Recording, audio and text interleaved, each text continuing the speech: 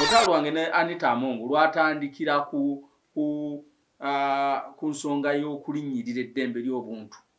Lwajja lutya ojjukira akaseera Muhoozi Kayine Lugoba General lwe yawamba Kakwenza Lukira Bashaija. Abawamba Kakwenza nali omu ku babadizi ba Kakwenza because he was a fellow activist era nga tukolera wamu. Museveni lwaki yagamba nti waliwo ababba by mistake abo tugira tubabikkirira. Ayagala ye yaba abeera n'ekipimo ekisalawo ani akwatibwa mu buli bw'enguzi ani atakwatibwa. Bwe mujja nga muddusa mukyala we oba omwana we oba mu ba agents be nga bali banguzi ajja baterayo akabegaga nti abye mu nsobi. She's a mistake maker. Let us cover her. Museveni byakwaluta tetubiraba. Nja kusaba kuba kati gwe oyogedde ku bukongo obule bwolaba. Ojja kyazeeko magogo. Ndeka. Atumenyere pox. Kuba wesiga ebizigo walopati wotasobola kubituusa. Yagamba nti now when you look at a general in the names of Kayine Lugaba Muhoozi is genetically modified general. Genetically modified general. Now our reasons why he thinks that he is a genetically modified general.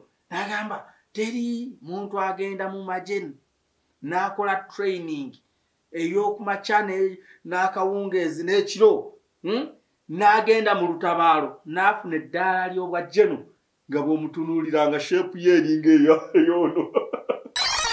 Bweyamala ogamba nti if we had at least 5 Jennifers, this country would be far in terms of development. In just a small spell. N'agamba ebizibu byonna NRM byerina mu Kampala mukazi oyo. N'obululu bwonna bwenganya okufuna yamuddusa emisinde. Njagala nkubuuze Jennifer ali mu Uganda? Taagala kubeera waka ewaabwe yali etaaze ali eri mu buwanga nguse. Is there just a and that is Museveni. Look at a person like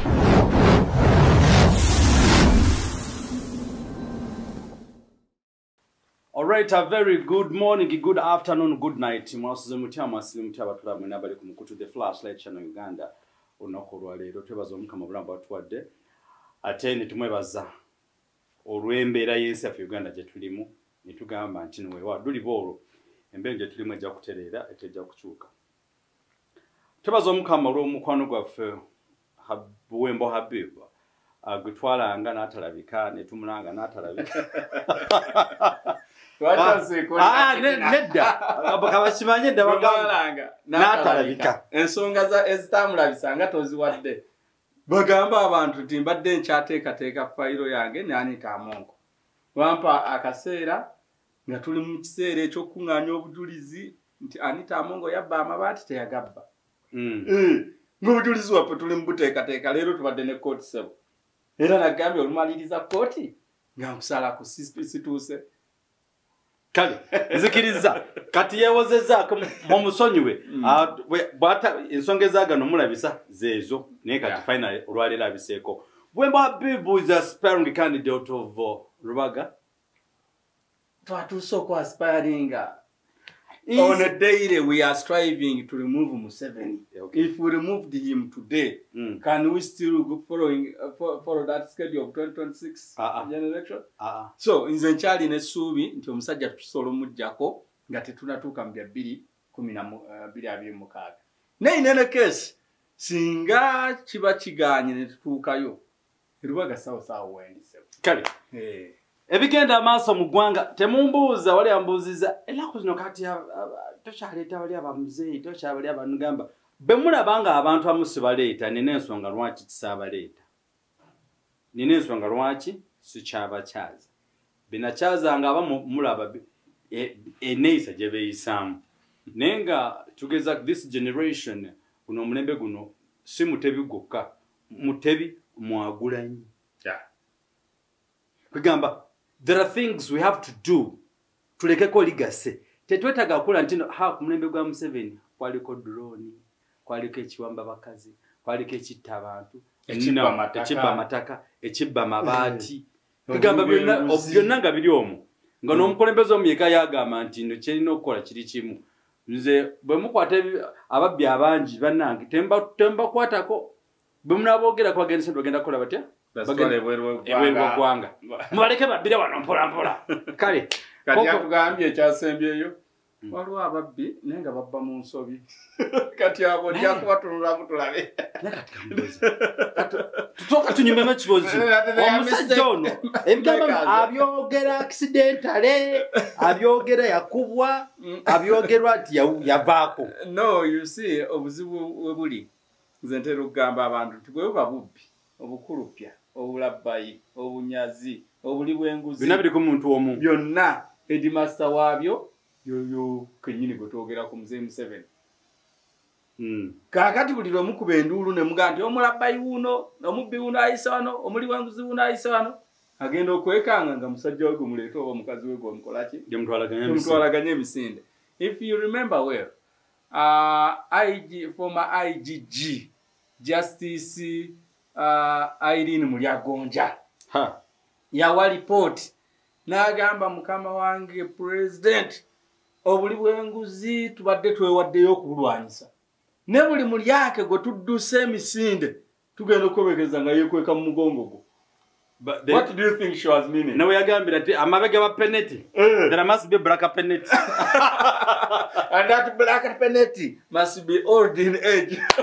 Nanto agamba that black penalty I'm wondering netugamba yiba nage musajja penalty. So kugamba nkaka samu Mulyagonja kyogera.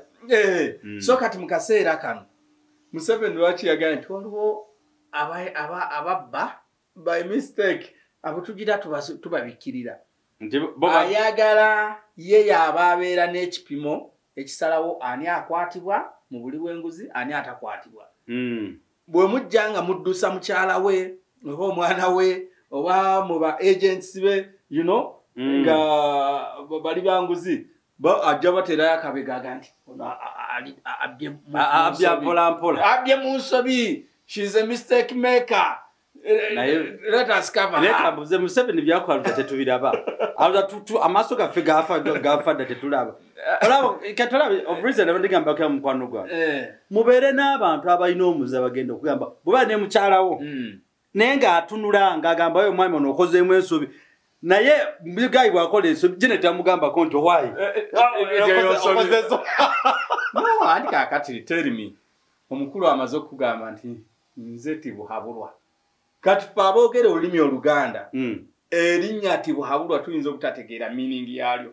Ne kati gwe wawangalirako mu Western tibuhabulwa nekimanyisa kisebo mu Luganda kize mu Luganda ze steba papula ze natabulirwa buli kimuze nemalirira natabulirwa tibuhabulwa. Kati tell me cholooza nti mukyala we tamanyi Janet Museveni tamanyi tibuhabulwa kitegeeza shogereka accidentally kati goyagala yeye tumikirize agende nti ageze muhabula olowooza bonna bayitawo oba omu yaliko omune bwe yandibadde ng'akyaliko bwagezaako okulaga oli tekyaliko ayinza okukolerera okumuggyako okwebala ebizibu okola otya example. Wamachawea nti mukyala Museveni Janet Kataha bamuwa ministry ya education bwe twali mu COVID lockdown ye mu doketi ye n'avaayo n'akola program ey'ebyensoma amasomero gaggulawo ddi abaana bagenda batya ku ssomero era n'acommunicating eri eggwanga. The next day in the evening mukulu n'avaayo. What is this? Whoever said no, this is an enemy. It's an enemy of this country. You should hold on and come down. We cannot think of opening. We can't accept watch. And on the record, world over, Uganda is the only country that closed the schools for 2 years consecutively. And did not have a provision. Okubagamba mutudde emyaka ebiri. Kale katubabuuseemu ne fees temusasula emyaka ebiri. Ako tekaliwo. Wadde okugamba nti abasomesa abadde badependinga ku kusomesa mutudde emyaka ebiri katubaweka allowance awo supplement. Uplift you. We uplift you. Naye byonna byalimye. You know, so ebyo nabikulaga nti wadde obuuziza omukyala asobola omuwabula nati kati nebuuza kati what ku state of nation address nayo katugamba mulimu ababbi babbira mu nsobi kakati ffe bwe tukola ensobi lwaki batusiba bolwa kiterasibibwa kiri kyenkugambye nti ye yadde apolitictinga ki babbi era njagala I want to tell you from this platform nti Anita Amongo, she's not safe. Anita Amongo. Choigala mulimi Oluganda mugenzi. Anita Amongo, mugenzi wajjo. Abika ya kyaluddewo. Choliko ng'Omuganda bayalugera nti nno omulambo ogutambula. Anita siwe ngambye Amongo bagamba oyatuuka okwegaana kala ye. Niyeteekako endala. Nabayinza okutwegana kyadakolerera kyalemye. You know, ade yegana kala yafe y'abaddugavu ng'ayaya nagenda yegatte mu bazungu. Ne bigaana. Kakati abazungu bagaddewo enzigi zaabwe ne bagala tutawaana. Tugenza okukola olw'enneeyisaayo. Nedda bagambye tugenza okukola obukongovule bonga si bwaffe naye paati ezisigadde zaffe. Bamwegaanidde eddala. Abazungu bamugobye mu nsi yaabwe. Omuzungu bamugobye mu bazungu. Amongo ebyange bya mazima si byaddala nankwadde bituufu naye si byaddala byenjogera Amongo ezinsonyiwa ebyange si bituufu naye nga byaddala obukongo buli bwa black.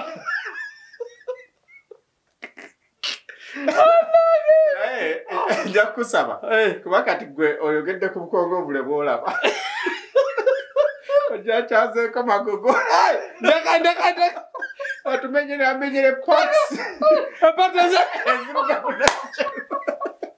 kuba wesiga ebizigo walopati wotasobola kubituusa. Anyway, my point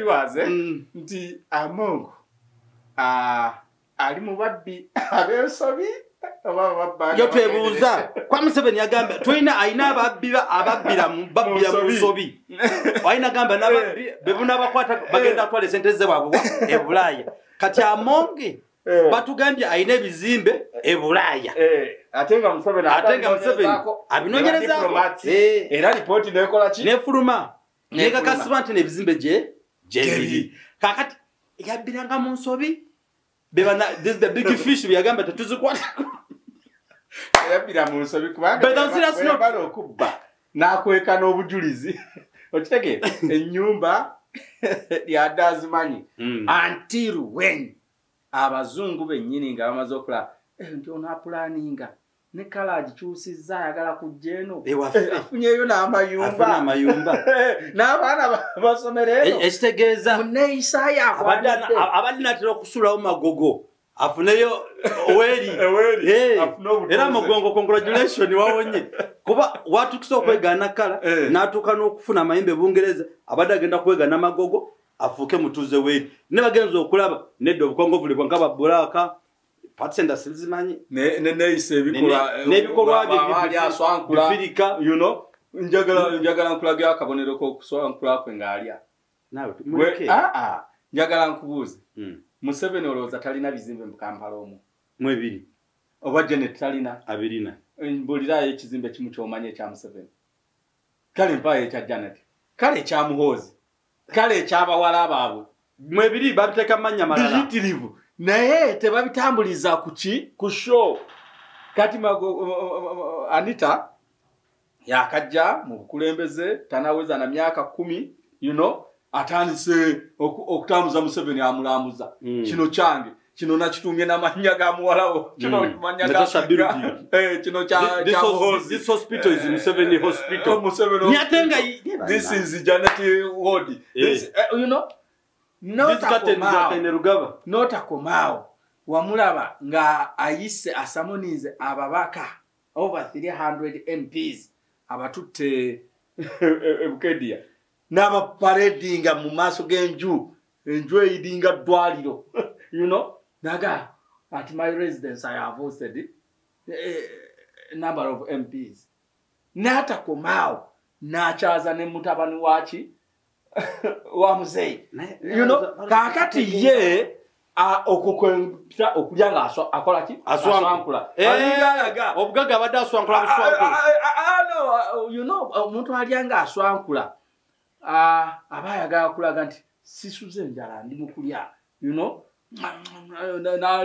naliranya amanye nti omuntu ali mukola ki ali mukwegaya kati amaala ago gagenza ayolesa nolokuba yakafuna ebizimbe yakafuna emmotoka zonna ziri mumanya ziriko private number plate ziriko AAA toziraba Anita Magogo AAA abamuzizayo M Anita Amongi Annette Magogo njagala mbulireyo omuntu omukungu kubali aba first family gomanya ali ne motoka ngeri mu private number plate ziri private nature kateziriyo wali ogirabyeyo betya nabo no they know how to hide their wealth the bugagga bwabwe yes nekati ono abalabisizza nti mu mwaka gumu 2-3 osookuba trillion namba era n'okola ebintu biki biyitirivu ebiryanizo olaba enduulu buli waayita walala mubbi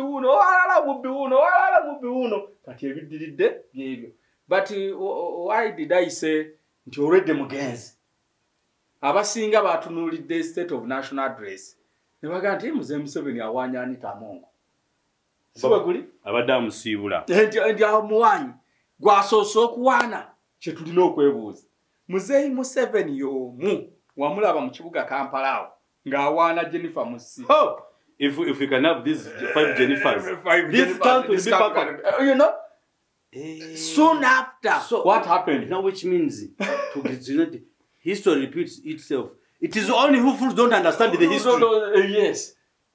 Those who do not follow up and tarry events sequences zazo bebatakola ki bebatayiga kakati we amalogama nti if we had at least 5 Jennifers this country would be far in terms of development in just a small spell nagamba ebizibu byonna NRM na Kampala mukazi oyo n'obululu bonna bonna benganya okufuna yamuddusa emisinde njagala nkubuuze Jennifer ali mu Uganda taagala kubeera waka ewaabwe yali etaaze ali eri mu buwanga nguse you know is there just a lecturer is Museveni look at a person like Kayihura General Kayihura Museveni almost yamukwasa full authority not only for police but for security entire security gaya dumira amajeya yachusa banoya we've never seen any IGP mu Uganda one a spokesperson wa police ngaye yasinga kumulembe gwa kale Kayihura omuntu yafanga yasokwanga okuba yes now state oli na wali ngayabao yes yali intelligence officer yali intelligence head of intelligence wa finance buli kimu mu butale era yali wa babayita Liaison officer liaison officer omuntu police n'omuntu wa bulijjo mu butale wali okulwana Kayihura nga yewuyo mu miziki awali okulwana Kayihura nga yewuyo naye kyenjagaddemu nti amaanyi ago gebula bwe yafuna sanctions okuva mu US olw'okutyobola eddembe ly'obuntu nga ensemaze okulaba ojjukira ebyaliwo mu kutulugunya meya w'e Kamwenge LC5 ne bamutundulamu amavivi and that eventually died okitegeera yafa ne tulaba abasiraamu abattibwa munzita eyo Katonda asaasire munzita embi ojjukira ano Seeka Bahiga kubatirawo kulwebajja ng'ava mu muzikiti bw'ati okusala swala amagari bamukuba amasasi bamaze omukuba amasasi ate enkeera ne batandika okukwata baseeka banne bano balina obutakkaanya balayika be bamuse ne bakwata baseeka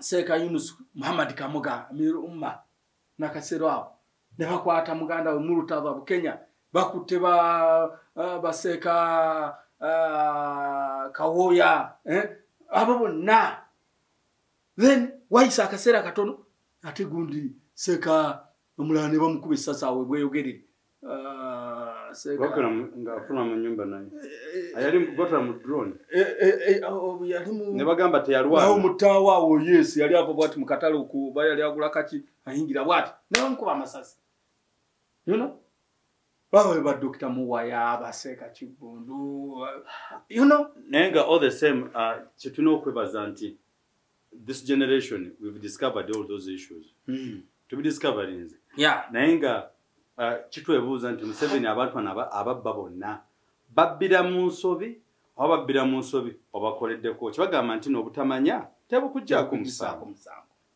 kakati nebuuza amateeka ga Uganda gali immune to some other people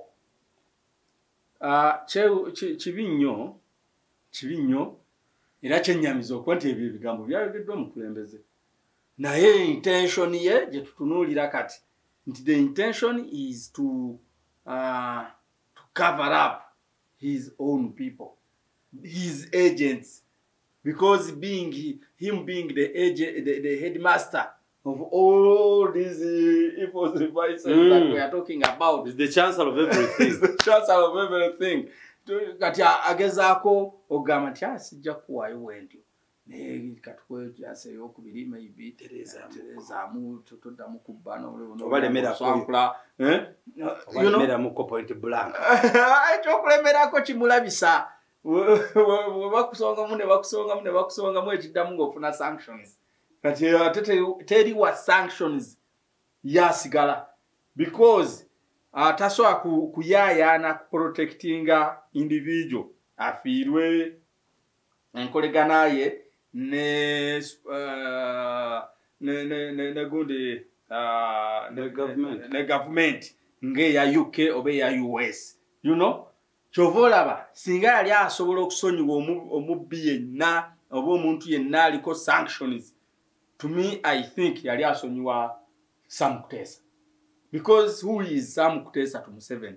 Sam Kutesa, he is the in-law, father-in-law to General Muhoozi Kainerugaba.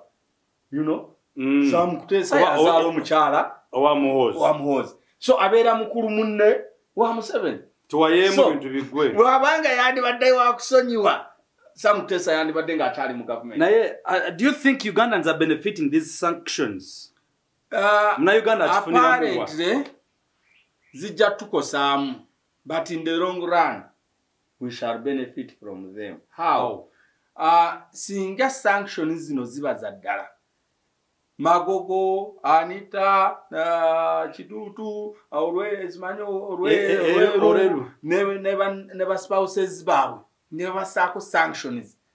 Never abeeranga n'ebyobugagga byabwe bebakusirizeeyo babikwata then ne babeeranga ne bands zino ze bagana tokolegana na company ekolegana naffe you know that means nti Magogo Range Rover Anita Amongo je yamugulira birthday bomusanga nga ajivuga okwata mukwata kubanga Range Rover brand yachi ya UK product ya Bungereza bajikwate bajizeeyo you know nakibintamamuko kiba kitegeeza ki nti bw'osanga Anita Amongo ng'akola transaction yonna ng'akozesa sente ya pound bw'ozimunyakulako yonsa mu nsawo yo teri akuvunaana because she does not qualify to own anything okwata ku pound you know kati gwabadde alina business naye ng'endagaano erimu ekigambo pound ne bwamukubirayo mu mateeka kati abeera mutuufu kati okubona abo n'okusinga kweyoleka eri ensi eri bannansi abalala kitegeeza ki nti kijja kutiisa abalala kubamu ku officials abalina ebifo ebyenkizo obutabikozesa bubi so that obulumi bano bwe bayitamu tebujja gye bali. That is how we are to benefit.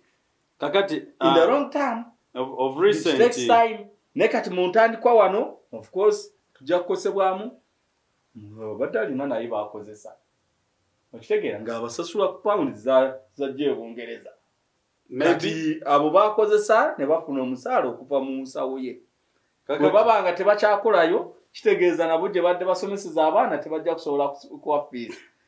That money saturation everyone has to be affected. Okay, now mukuru wembo of recent twawulirako oinako embiranye ne Anita Among embeere eva kuki embeteza eva kuki olutalo luliko gwe ne Among kiki ani awala na munne Among Anita speaker wa parliament nze ng'omuntu mu bulamu bwange sirina muntu gwempalana bebakuwanana noonyerezaako sirina muntu gwega nti guno mpalagana naye. Mu ddiini gye nsoma ey'Obuyisiraamu tulina hadisi okuva ku mbaka Rasulu sallallahu alayhi wasallama etuga nti nno omuntu tasaanidde kufuna butakkaanya oba kuwalana muntu n'amala olunaku lumu ne ziwera bbiri n'amala n'atuusa olwokusatu nga akyalina obusungu obwo. Okitegeera kiba kiri too much. Ennaku ssatu ng'obusungu bukyakuli kiba kivve mu ddiini gye nsoma. It is of advice nti bw'ofuna obutakkaanya ne munno nga tonaba kwebaka leeta nniya emusonyiwa era y'enkola yange. Naye ate bwe kijjanga obutakkaanya bulimu obukulupya obulyake obukenuzi obulabbayi obuli bw'enguzi n'okutyobola eddembe ly'obuntu olwo lubeera lutalo.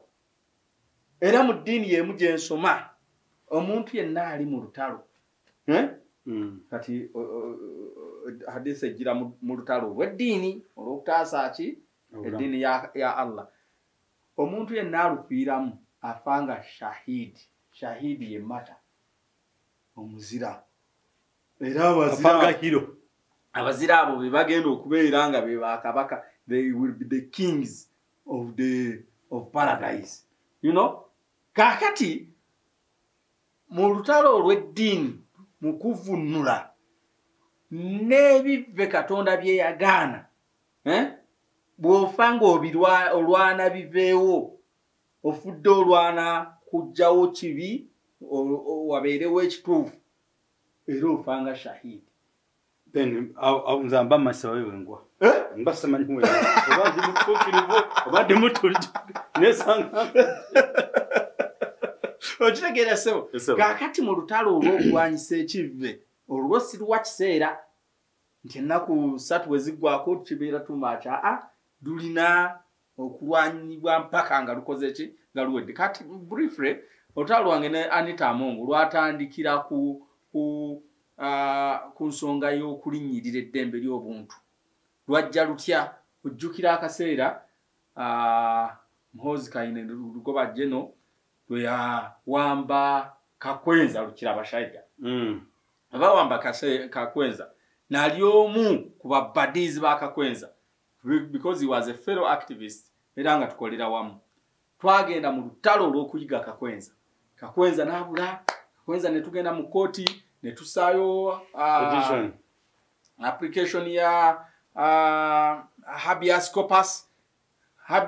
corpus atagimanyi bwe mugifuna mu kooti kyekiragiro ekiragira institution zonna ze muba mutadde mu list okunoonya omuntu oyo zimuleeta oba mulamu oba mufu oba omunauganda okitegeera obulungi ebyasigalira by'omugenzi oba batwala ekyawansi basigazako olubuto oba basigazako habeas corpus. That's what called habeas corpus. So yes, if you say to application yaffe tusaba security organizes za Uganda, that is the police, ame iso simanyi fuso simanyi piso giso so byonna bigomu na bigomu nti baleeta omuntu ono baba bwe bafuna ekiwandiiko ekyo balina tulina balabanga bakonagana badukona iteno banoonya basikuŋŋaanye omuntu ono bw'aba mulamu bamuleete bw'aba mufu baleete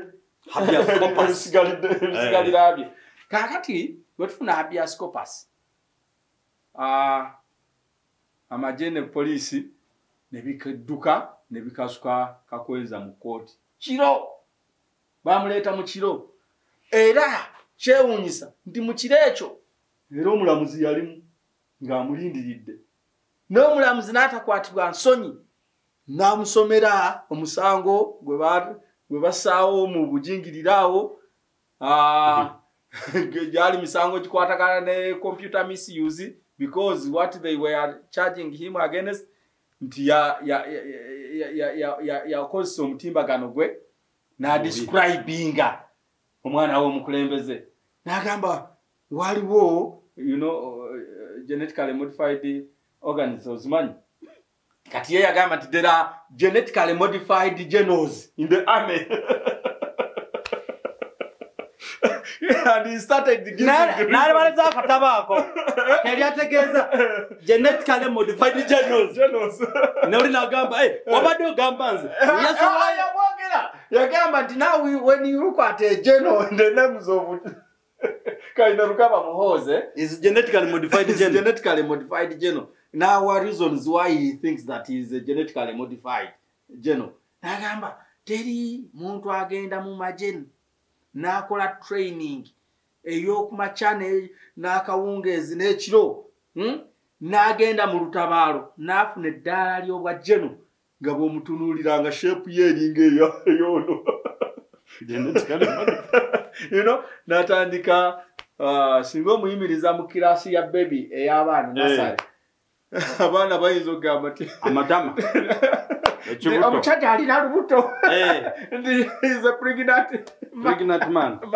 So kati description eyo yaleetera Kakweza obuzibu yagamba nti mulabe amabeere ebyadda yagalina alinga mukazi ayonsa no but ebyadda Jeno Muhoze myawili apologize bebagamba olina amabeere it took me just like 5 minutes ogenda to look at the pictures nagenda okali nonga likozwe nalinga likozwe nenga bando shaka kabode nenga bachaka aina masinga yange nena genda anyway those are what happens again double description yena again a mass nagamba tuolaba hips so it is that description that caused Kakweza problems.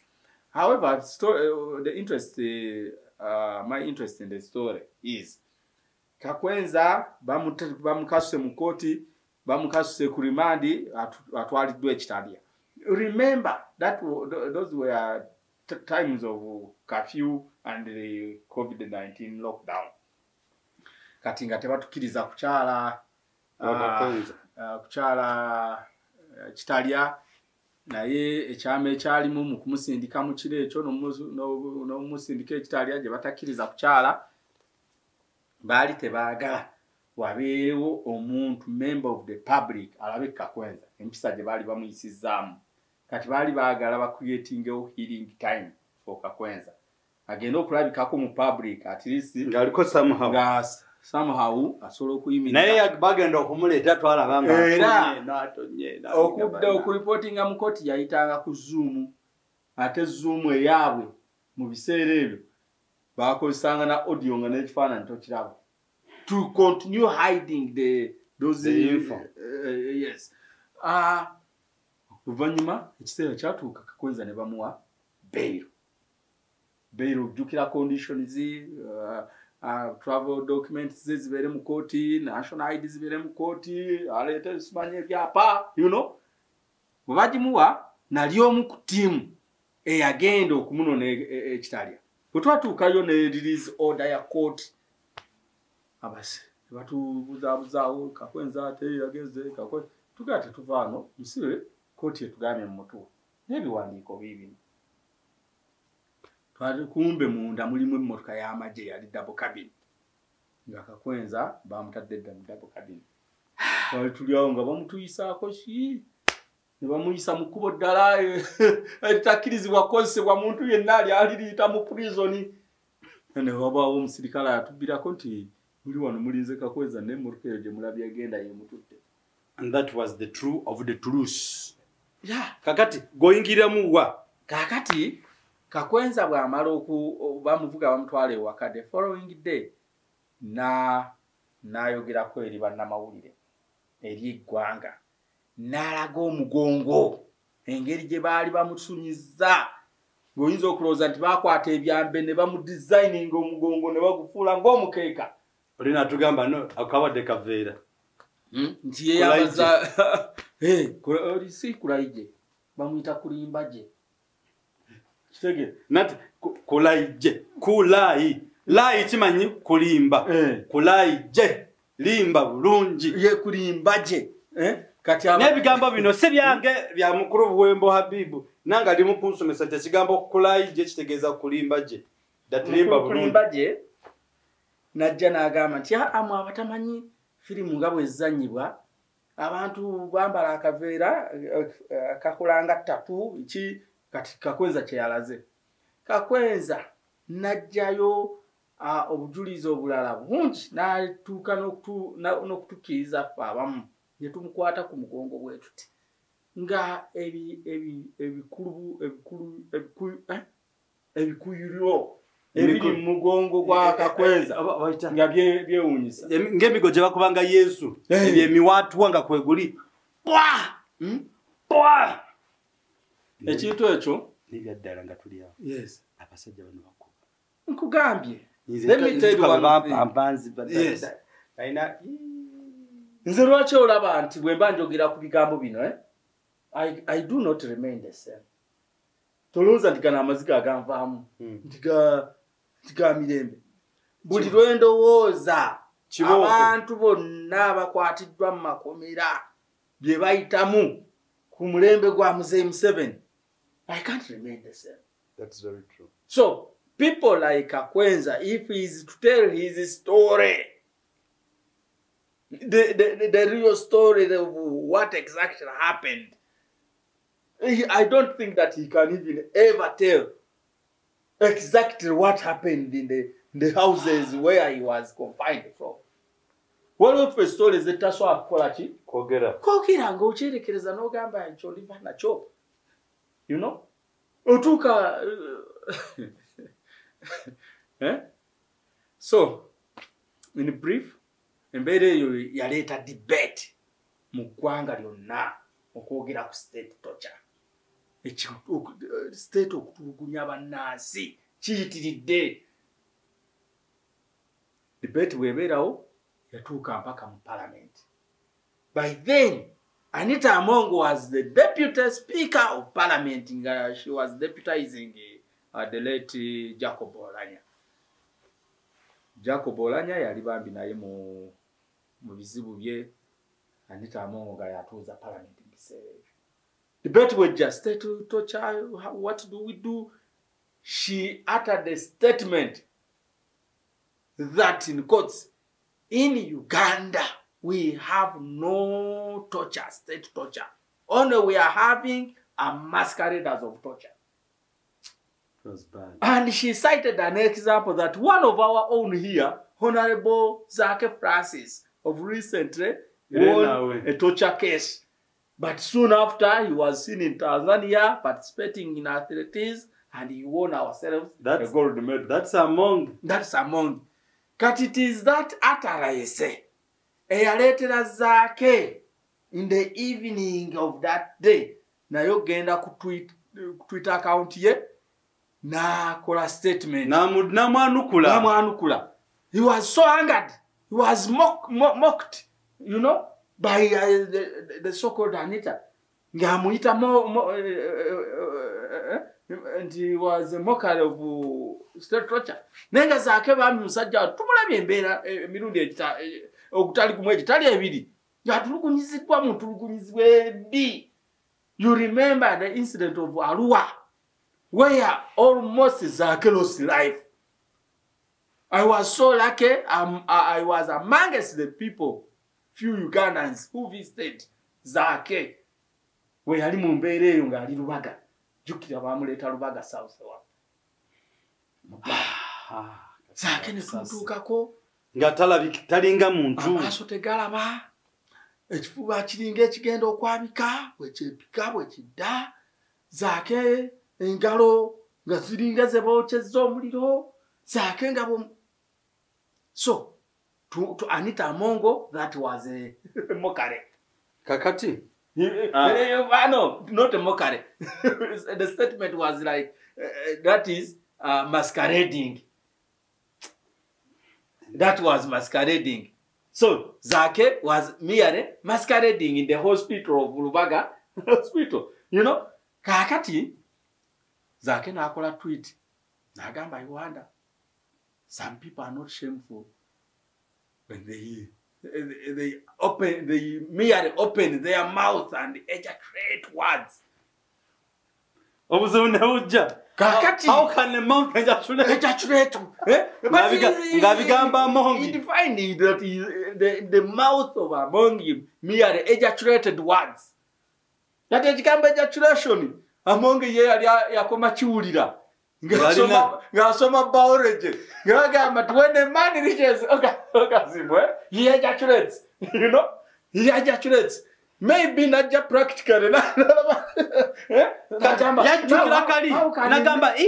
mouth was ejaculating for sure.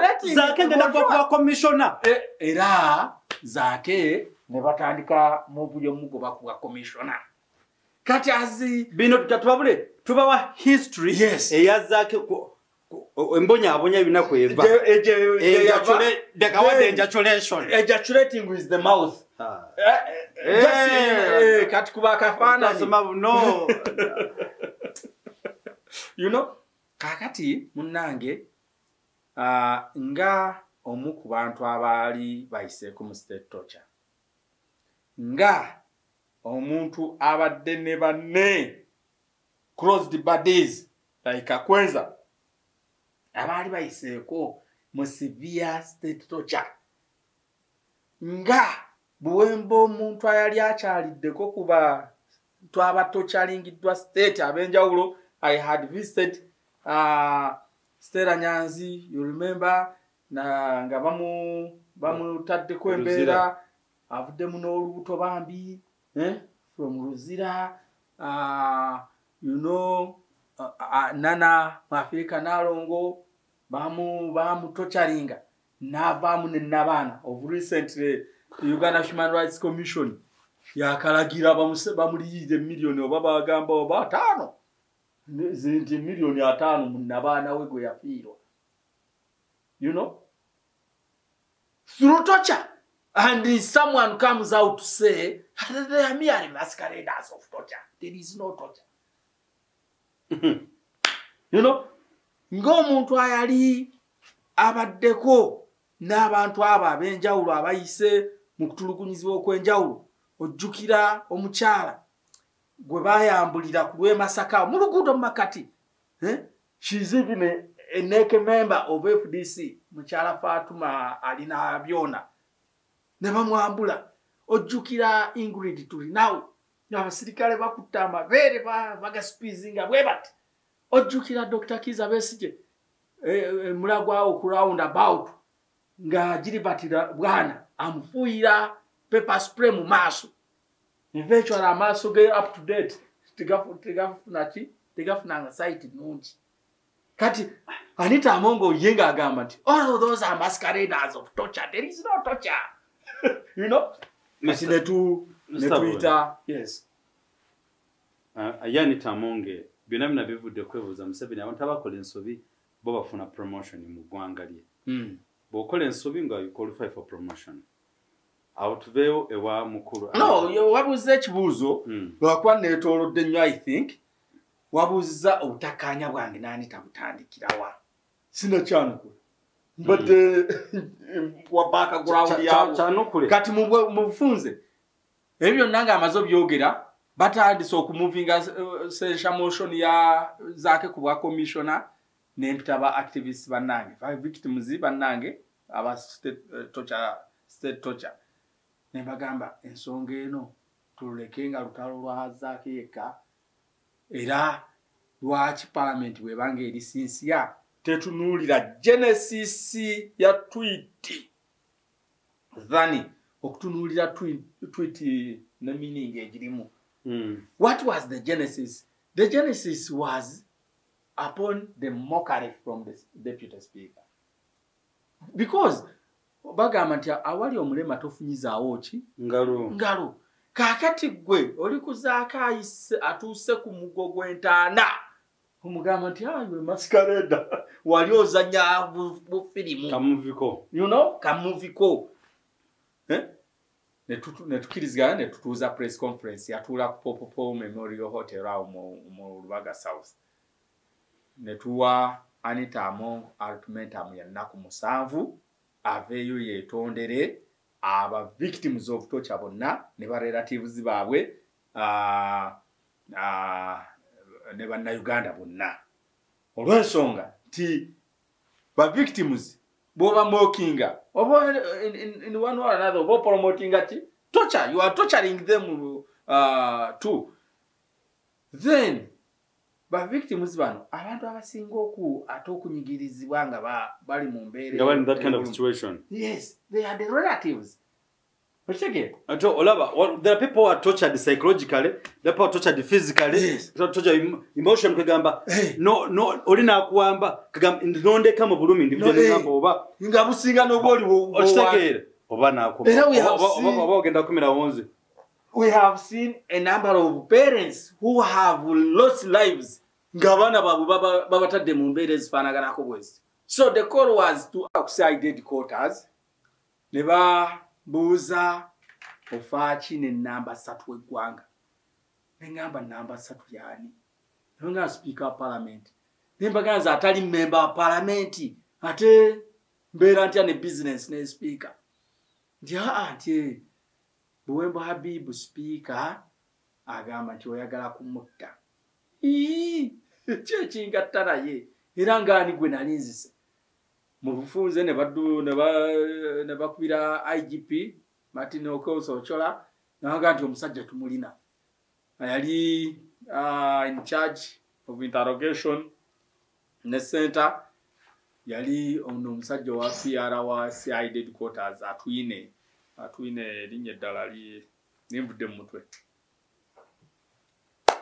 bamukubira Okoso Ochola n'awa order bagenda mu maaso ne bantwala mu kooti enkeera ne bancharginga omusango gwa threatening the life of the person of the speaker Anita Among. Kyali ku charge sheet n'ate ku file kungulu nga bataddeko threatening to kill ne bantwala Luzira ku remand. Bankasuka Luzira ku remand ngeri gye taswa kumalayo byonna ebyaliwo twagezaako okwapiiringa nga tusaba manya nga tu applyinga bail buli lukyanga bagyongerayo ground eyasooka kuba dismissingira baga nti Habibu bashurities bolese they are not substantial because you are a politician and the sureties you are presenting are just ordinary Ugandans, so they will not be able to compare you reporting back to court. Nenebuuza mu bantu benali ndeese mwalimu mukyala wange mwalimu mama wange. Mukyala wange bw'aba tasobola kumanya ntambula zange nakwogera nange ngamba otya nti munnabyabufuzi gwe twegattira mu politics twesanga mu field nti yanaategeera entambula zange. Netugenda mu maaso netuddayo ne bansindikayo remand ya weeks 3 netuddamu ne twapplyinga for bail netupresentinga bannabyabufuzi be baali batusabye naye era basaawo obuzannyo bwe tujja leero ba state bali mu workshop tewali no state ne bakusindika weeks 2 wojja ate abalamuzi kati be bali mu workshop woddaga omulamuzi waali nti ate kati nga basaawo omuntu obwekwekwasa okutuusiza ddala nga mmaze ennaku 14 104 days in prison of Luzira. That is Maxon Bay Prison. During that time, gwali omwaka gwa 2022 bwe bantwala mu Feb ennaku z'omwezi ali 24 bwe bantwala ku rimandi. Mu kaseera ako bingi bye nayitamu naye mu bimu ku bye nsobola okwogerako n'ebimu bye sisobola kwogera. Mukyala wange, I have 2 wives, omu ku bakyala bange yali lubuto nenge yali akanzaalira abaana 3 bonna nga abazaala bulungi nga talina buzibu yali asanze. Omwana gwe yazaala nga ndi mu mbeera ey'ekkomera bambi yatuuka mu ddwaliro lwa tocha gye yali ayiseemu, stress gy'alina n'alemererwa okubeera nga asobola okwewanirira okusindika omwana ne bamulongoosa. Obulumi obwo bwe bumu ku bulumi Anita Amongo bwe yampisaamu ne famire yange. Bwe bampa beyiro bagiconditioninga, sinagenda mawulire, sirinako kukola ki kwogera ku musango ogwo, netugumiikiriza. Nensigala nga nsasula abalooya mu musango nga bankiikirira tugende mu kwoza. Ne tumala omwaka gumu n'ekitundu nga twewuba mu kooti. Kooti n'esaba Anita Amongo leeta abajulizi. Teyaleeta mujulizi n'omu. Kale bw'oba tolina abajulizi gwe jangu kennyini olage how he threatened your life. Tekyaliwo n'omulundi n'ogumu. Eventually kooti ne dismissing a file. When it dismissed the file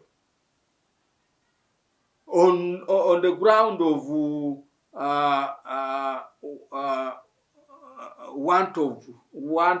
want of prosecution, noza mulimi olwo want of prosecution, oluvannyuma lw'okuba tewali bajulizi n'ayawaaba yajjamu interest musango ne bagudismissinga. Bwe nadda ewaka netunuulira bye nali mpiseemu ennaku 14 mu kkomera, ebbanga lye mmaze nga ndipootinga mu kooti nga nsasula ne balooya.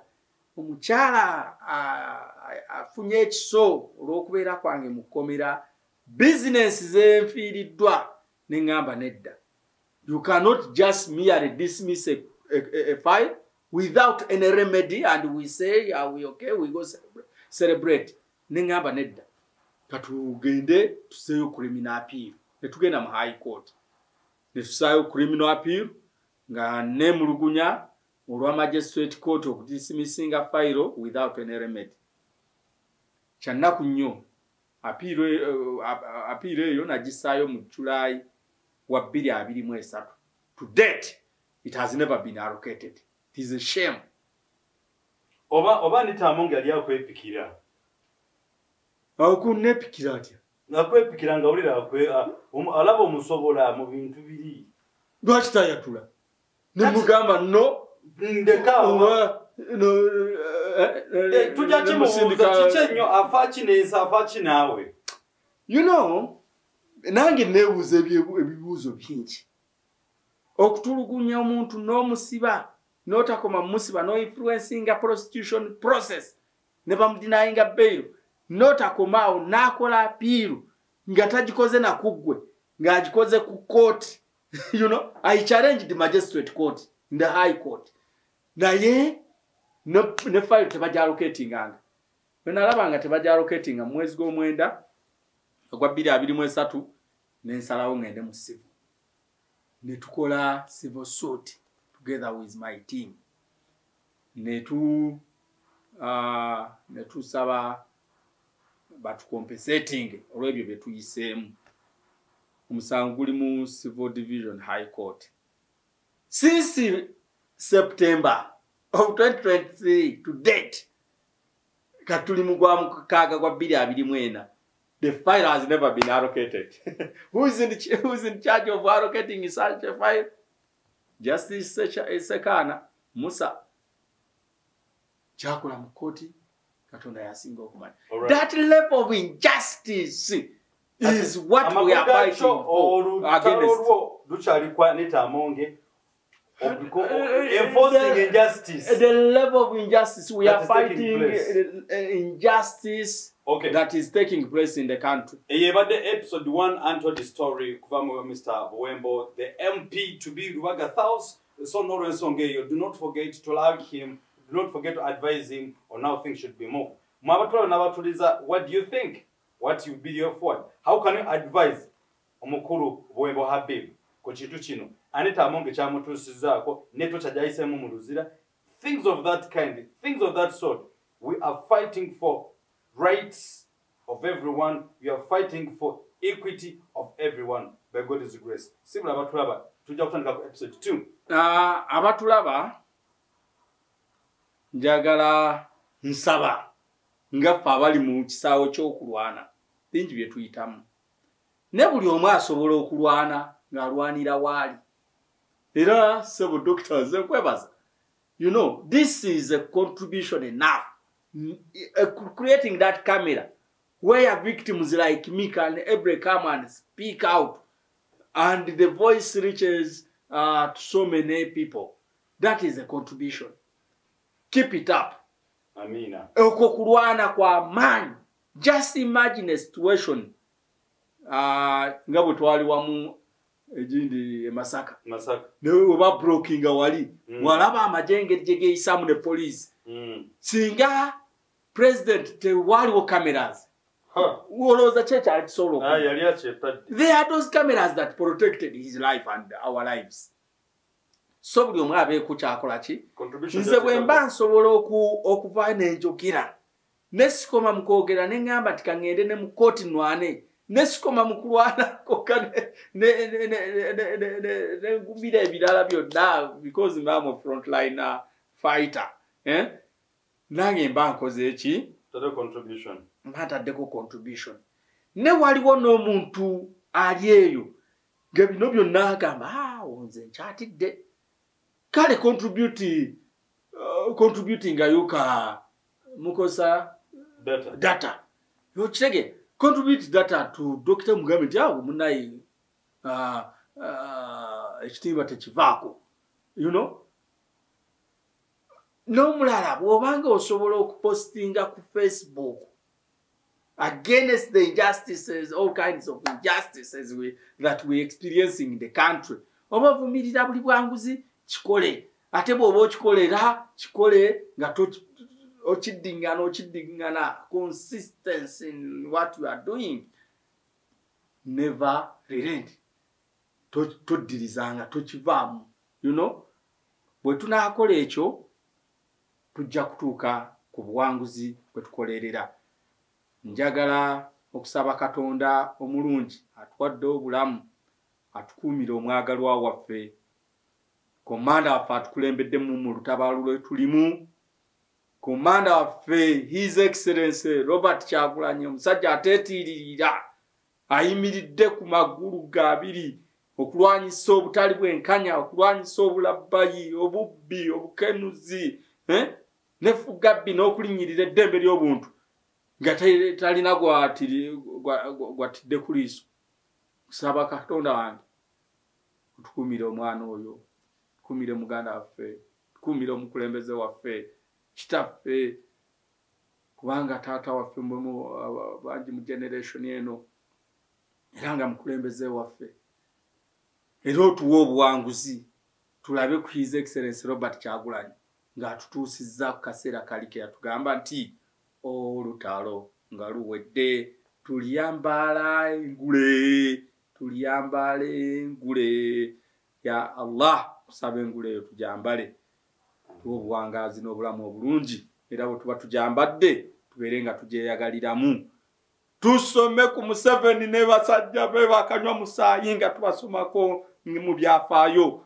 Faba byaba experiences embeera eno tukwate pen n'empapula tubawandiikeko ebyafaayo tugyeyo amazima n'ebikolwa byonna bye batuusizza ku bannayuganda. Katonda abankuumire nange.